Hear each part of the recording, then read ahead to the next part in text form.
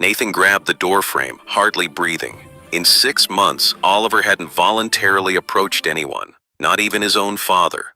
Oliver crawled until he reached Jasmine. He stopped right in front of her, studying her face with his big, sad eyes. Jasmine stopped singing. She didn't reach for him, didn't try to touch him, just smiled gently and said, "Hi, Oliver. My name is Jasmine, but you can call me Jazzy if that's easier."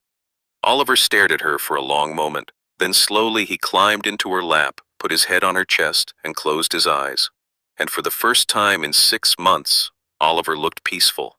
The 19th nanny ran out of the Bennett mansion, blood dripping from her arm where 2-year-old Oliver had bitten her. She was crying, clutching her injury, not even stopping to collect her paycheck. "I can't do this. That child is dangerous. You need to put him in an institution," she screamed at Nathan Bennett, the billionaire father standing helplessly in the foyer.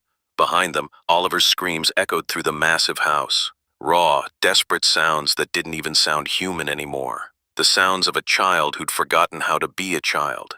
Nathan slumped against the wall, his expensive suit wrinkled, his face showing exhaustion most people would never understand. His son, his beautiful, perfect son, had become unreachable, violent, lost, and Nathan had no idea how to save him. Can you imagine watching your child turn into someone you don't recognize? Watching them hurt people, destroy things, and scream until they can't breathe? And knowing it's because they're in so much pain they don't know how else to communicate? But to understand how we got here, we need to go back to where it all began. 6 months earlier, Nathan Bennett had everything. A tech empire worth billions. A mansion that looked like something from a magazine. A beautiful wife named Rebecca. And a perfect, happy toddler named Oliver who laughed at everything and called his father Dada in the sweetest voice imaginable. Then, on a Tuesday morning in March, Rebecca collapsed in the kitchen while making Oliver breakfast, a brain aneurysm. The doctor said she was dead before she hit the floor. Instant, painless for her, but not painless for Oliver, who stood in his high chair watching his mother fall, watching her not get up, not understanding why she wouldn't respond when he called for her. Nathan had been at work, in a meeting about quarterly earnings. He got the call that would shatter his world. By the time he reached the hospital, Rebecca was gone. Just gone. And Oliver? Oliver stopped talking that day. Completely stopped. The happy, babbling toddler who sang songs and said, "I love you," became silent as a ghost. Wait, I need to tell you something crucial about what happened to Oliver. Because understanding his trauma makes everything that comes next make sense. Oliver was 2 years old when his mother died. 2-year-olds can't understand death. They can't grasp that gone means never coming back. All Oliver knew was that the most important person in his world, the one who fed him, held him, sang to him, made him feel safe, had disappeared, and no one could explain it to him in a way he could understand. The child psychologist said Oliver was experiencing traumatic grief disorder, that his little brain couldn't process the loss, so it was shutting down. The talking stopped first, then the smiling, then the eating, and then, about 2 months after Rebecca's death, the violence started. The first nanny tried to give Oliver a bath. He bit her hand so hard she needed stitches. The second nanny tried to put him in his car seat. He scratched her face, drawing blood. The third nanny tried to feed him dinner. He spit food in her eyes, then threw the bowl at her head. 19 nannies in 6 months. All highly trained professionals with excellent credentials and years of experience. All defeated by one tiny traumatized child who'd learned that hurting people was the only way to keep them from getting close enough to disappear like his mother did. What would you do if every time you tried to love someone, they disappeared? Would you let anyone get close again? Nathan sat in his study, staring at a folder from the 20th nanny agency he'd contacted. This one specialized in difficult cases. The woman on the phone had been blunt. "Mr. Bennett, I'm going to be honest. Based on what you've described, I don't think any of our trained professionals can handle your son. Have you considered residential treatment?" Residential treatment, a facility, sending Oliver away. "He's 2 years old," Nathan had said, his voice breaking. "I understand, but sometimes children with this level of trauma need more help than a home environment can provide." Nathan hung up. He couldn't. He wouldn't. Oliver had already lost his mother. Nathan couldn't send him away, but he also didn't know what to do. That's when Margaret, the housekeeper who'd been with the family for 20 years, knocked on his study door. "Mr. Bennett, I may have a solution," Margaret said quietly. "My daughter works with a community employment program. They help people without fancy degrees find work. One of their clients is a young woman who's been caring for her disabled brother for years. She doesn't have nanny training, but she understands difficult children. Nathan wanted to say no. What could someone without training do that 19 professionals couldn't? But he looked at Margaret's kind, hopeful face and thought about Oliver's screams echoing through the house. "Send me her information," Nathan said tiredly.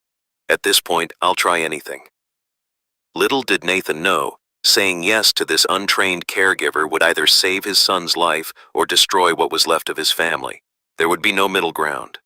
Jasmine Carter stood outside the Bennett mansion, her heart pounding so hard she thought she might be sick.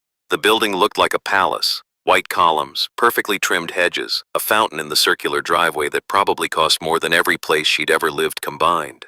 She looked down at her simple black pants and clean but worn blouse, her only interview outfit. She'd borrowed the shoes from her friend Tanya because her own sneakers had holes. "You don't belong here," a voice in her head whispered. "They're going to take one look at you and laugh." But then Jasmine thought about Caleb, her 19-year-old autistic brother, who she'd been caring for since their mother died 5 years ago. Caleb, who couldn't speak but communicated in his own beautiful ways. Caleb, who people called difficult and impossible until Jasmine learned to understand him. If she could help Caleb, maybe she could help this little boy. Margaret answered the door, her face warm and welcoming. "Jasmine, come in, dear. Mr. Bennett is expecting you." Nathan was in his study, and when Jasmine walked in, she saw a man who looked like he hadn't slept in months. His expensive suit couldn't hide the exhaustion, the pain, the desperate hope that maybe, just maybe, someone could help his son. "Miss Carter," Nathan said, gesturing to a chair. "Thank you for coming. I'll be honest, you don't have the qualifications I usually look for, but Margaret speaks highly of you and I'm out of options." "I understand, Mr. Bennett," Jasmine said, her voice steadier than she felt. "Can I ask, what exactly is happening with Oliver?"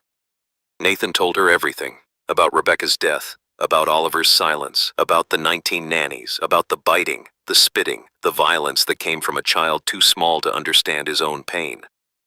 "The psychologists say he has severe trauma," Nathan finished. "They want to put him on medications. They've suggested residential treatment, but he's 2. He's just a baby. I can't give up on him." Jasmine was quiet for a moment, then, "Mr. Bennett, can I tell you about my brother Caleb?" In exactly 10 minutes, Nathan would see something that would make him question everything experts had told him about his son. But first, he needed to hear Jasmine's story. Jasmine told Nathan about Caleb, about how he'd been diagnosed with severe autism at age 3, how doctors said he'd never communicate, never live independently, never understand the world around him. "But that's not true," Jasmine said passionately. "Caleb communicates all the time. Just not with words. He tells me he's happy by humming certain songs. He tells me he's scared by rocking back and forth. He tells me he loves me by putting his hand on my cheek." She leaned forward. "The problem wasn't that Caleb couldn't communicate. The problem was that everyone was trying to make him communicate their way instead of learning his language."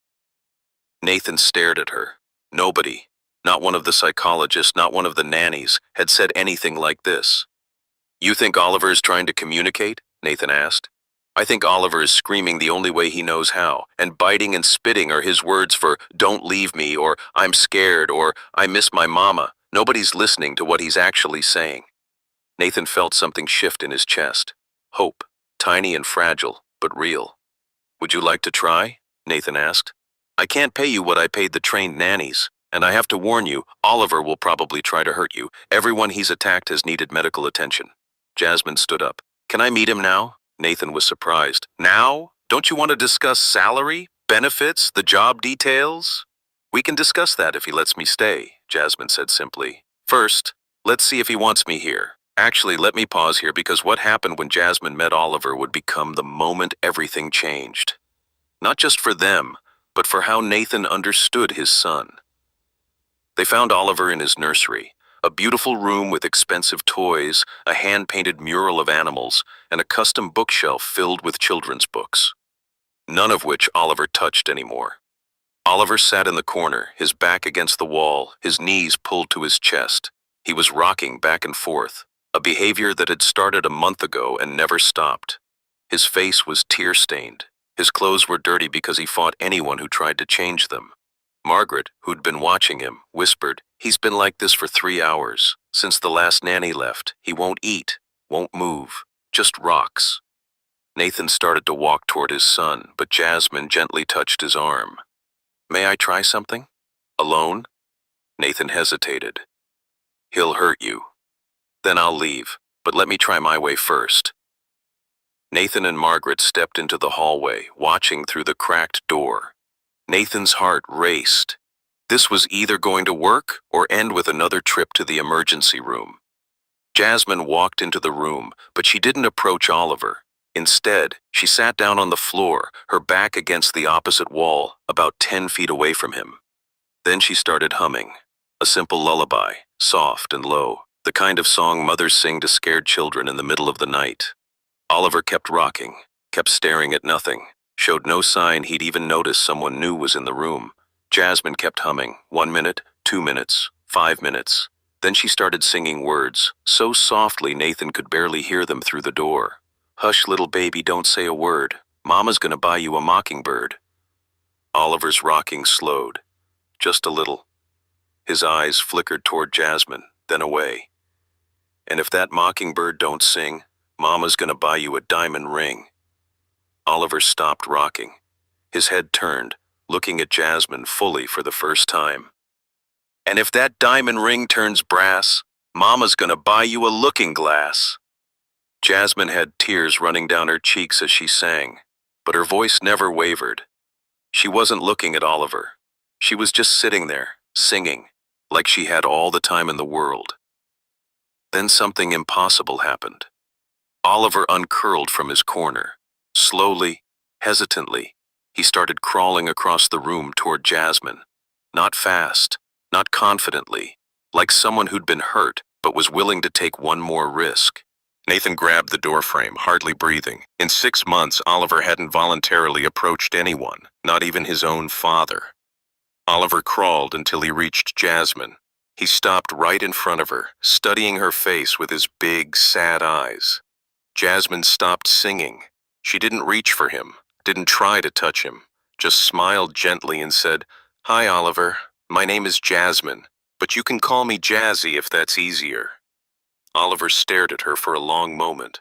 Then slowly, he climbed into her lap, put his head on her chest, and closed his eyes. And for the first time in 6 months, Oliver looked peaceful. Can you imagine witnessing this moment? Seeing your child, who's been unreachable for months, finally relax in someone's arms?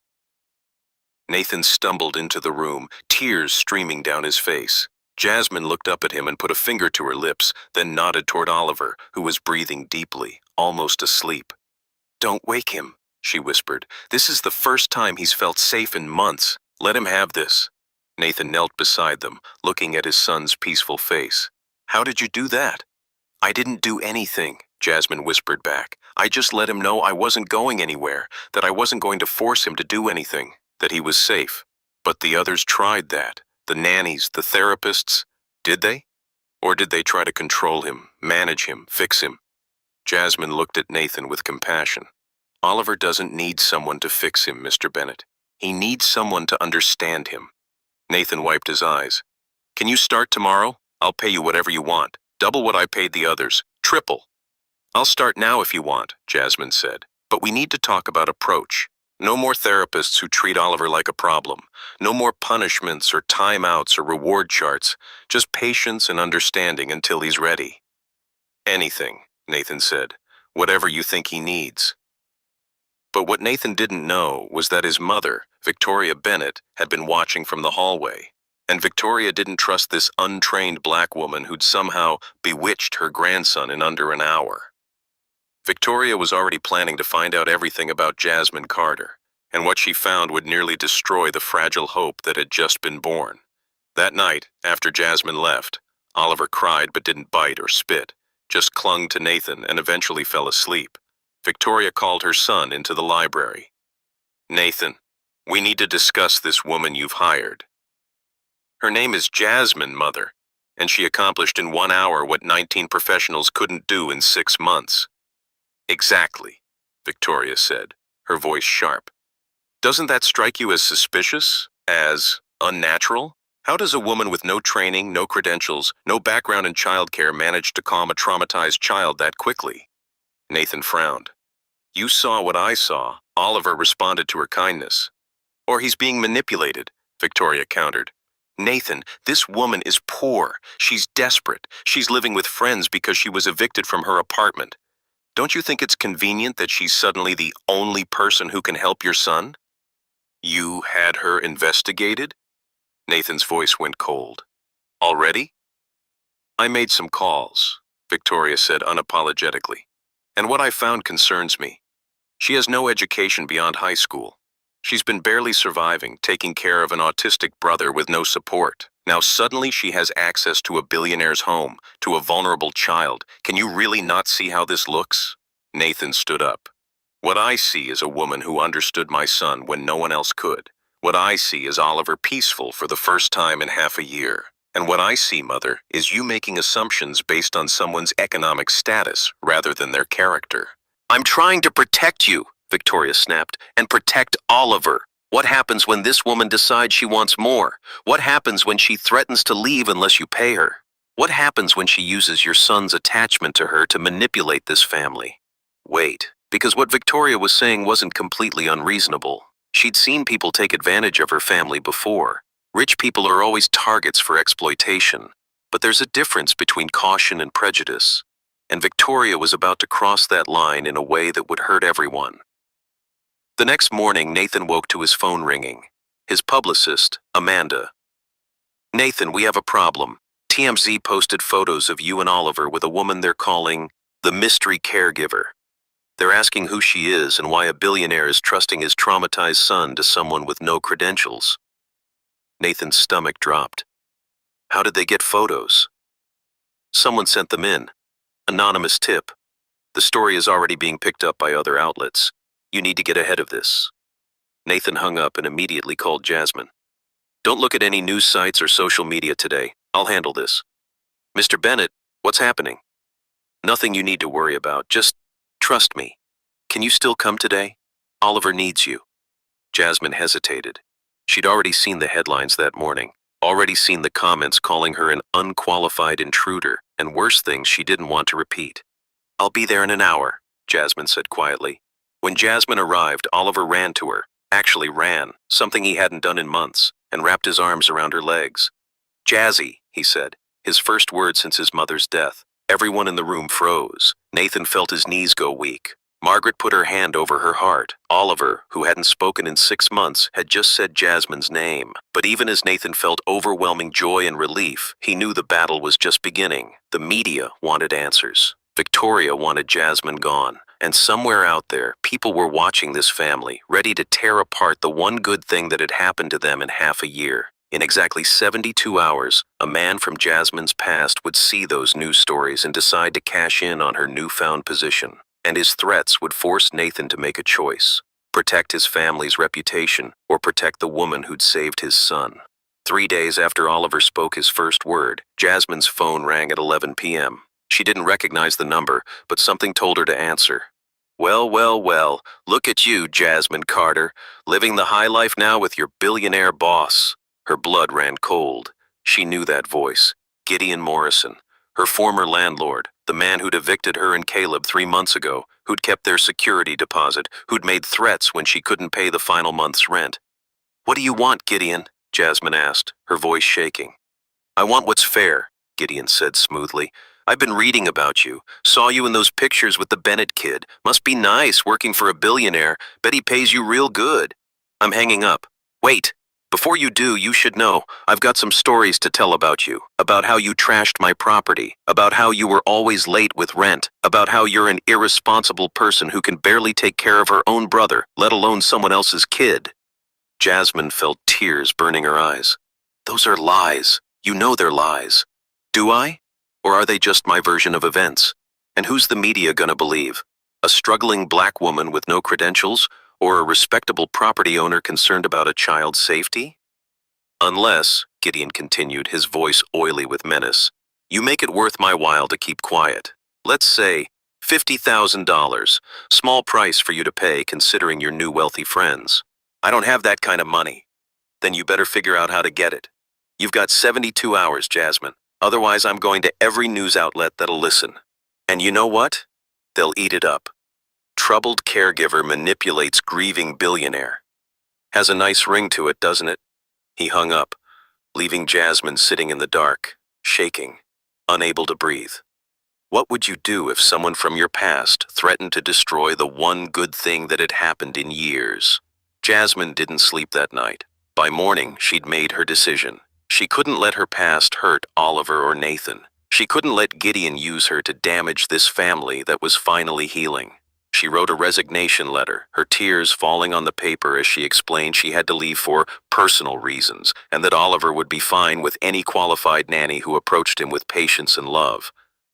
But when Jasmine arrived at the Bennett mansion that morning to deliver the letter, Oliver was waiting by the door. The moment he saw her, his whole face lit up.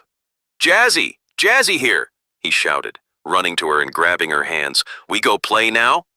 Jasmine looked down at this little boy who'd been unreachable 6 days ago and was now speaking full sentences. This child who'd bitten 19 nannies but held her hands like she was the safest person in his world. How could she leave him? "Mr. Bennett, can we talk?" Jasmine asked, her voice barely holding together. "Privately?" They went to Nathan's study. Jasmine pulled out the letter with shaking hands, but before she could speak, Nathan said, "I know about Gideon Morrison."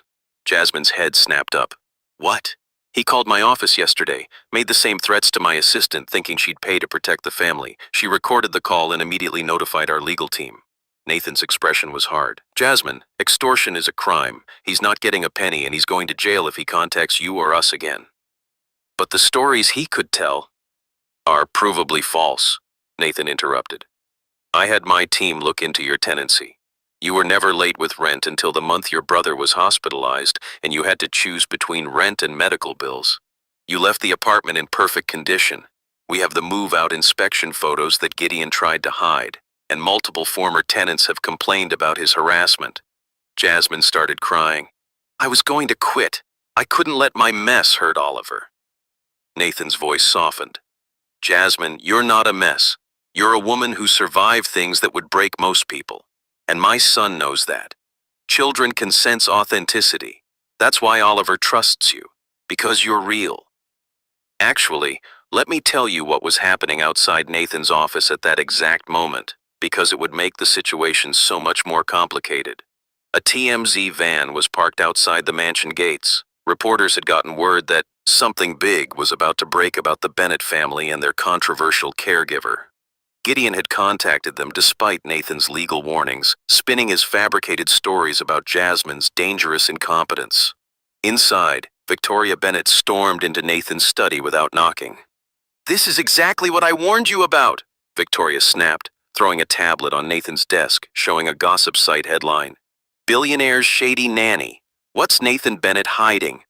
"Mother, those stories are lies." "It doesn't matter if they're lies. They're out there. This woman's presence in Oliver's life is causing a scandal that could damage your business, your reputation, everything you've built." "Everything I've built is meaningless if I lose my son," Nathan shouted back, surprising everyone, including himself. "Oliver spoke for the first time in 6 months. He's eating again. He's sleeping. He's smiling. And you want me to fire the person who made that possible because of tabloid gossip? I want you to think clearly. This woman is using Oliver." "Stop," Jasmine said quietly, standing up. "Mrs. Bennett, you're right." Nathan turned to her, shocked. "Jasmine, no. I am causing problems for your family," Jasmine continued, her voice steady despite her tears. "And maybe Oliver would be just as happy with someone else now that he's starting to heal. Someone with credentials who won't bring scandal." "No!" Everyone turned. Oliver stood in the doorway, his small face red and tear-streaked.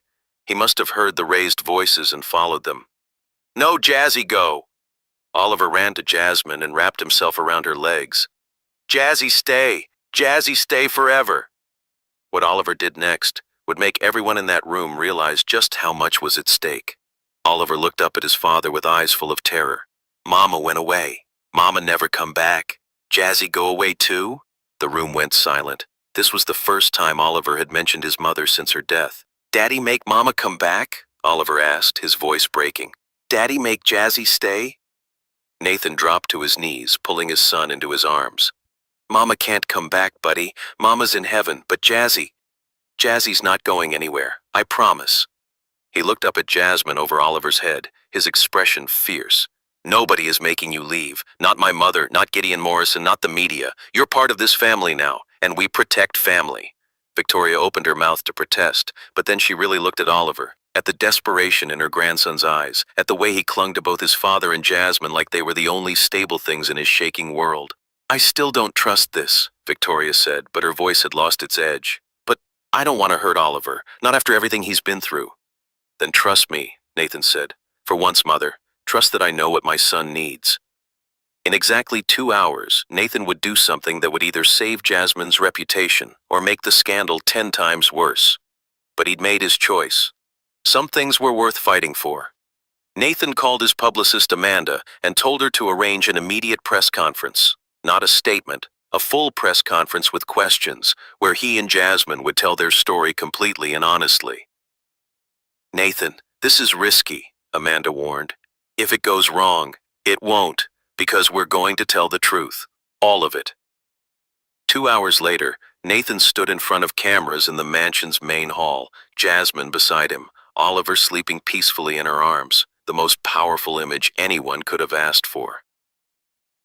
Thank you for coming, Nathan began, his voice steady. I want to address the stories circulating about Jasmine Carter and her role in my son's life, but first, I need to tell you about the last 6 months. He told them everything, about Rebecca's death, about Oliver's trauma, about 19 trained, credentialed professionals who couldn't reach his son, about the violence, the silence, the despair. Then Jasmine walked into our home, Nathan continued. She had no fancy degree, no certifications, just experience caring for her autistic brother and a gift for understanding children who communicate differently. He gestured to Oliver, peaceful in Jasmine's arms.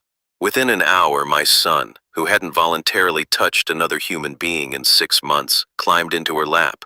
Within a week, he spoke his first words since his mother died. That's not manipulation. That's not exploitation. That's a miracle. Wait, because what Nathan said next would completely change the narrative and force people to confront their own biases. I know what some of you are thinking, Nathan said, looking directly at the cameras. Why didn't I hire someone with credentials? Why did I trust someone who'd been evicted, who was struggling financially, who didn't have the right background? He paused. Because I was desperate? Yes, but also because I finally understood that the right credentials don't always mean the right heart. Jasmine had lived experience that my son needed. She'd been through trauma. She'd cared for someone the world called difficult. She knew what it felt like to be dismissed and underestimated. As for the allegations from Gideon Morrison, Nathan's voice hardened. Mr. Morrison is a slumlord who has harassed multiple tenants. He's facing criminal charges for extortion as of this morning. His claims about Jasmine are provably false, and our lawyers have documentation of everything. Jasmine shifted Oliver slightly, then stepped up to her own microphone. Nathan had asked if she wanted to speak, and she'd said yes. She had things to say. I want to address something directly, Jasmine said, her voice quiet but clear. Some people are uncomfortable seeing me in this position.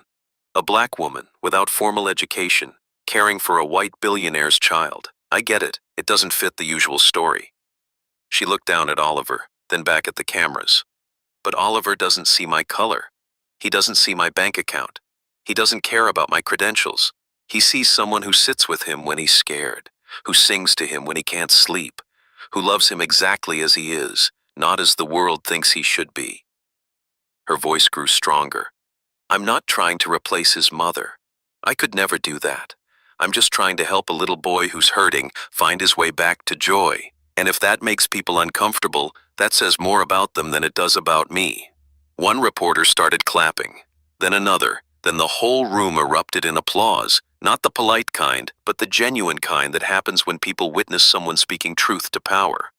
Over the next few weeks, the narrative shifted completely. The press conference video went viral, with millions praising Nathan's honesty and Jasmine's courage.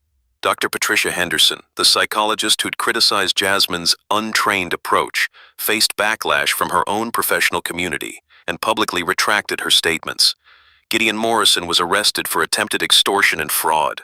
Multiple other former tenants came forward with complaints, and he lost his property management license. Victoria Bennett remained skeptical, but she could no longer deny Oliver's transformation. The violent, unreachable child was gone, replaced by a little boy who laughed, talked, and even started playing with other children at the park.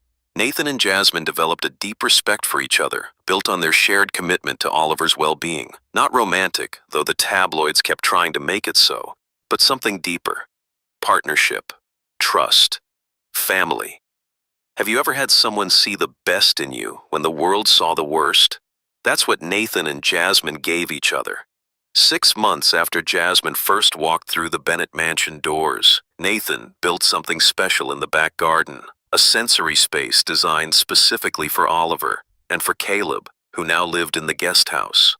Wind chimes that sang in different tones, a fountain with water Oliver could touch safely, a sandbox with different textures, a quiet space with soft cushions where an overwhelmed child could retreat and feel safe. On the day they unveiled it, Oliver ran through the space, touching everything, his laughter echoing across the lawn.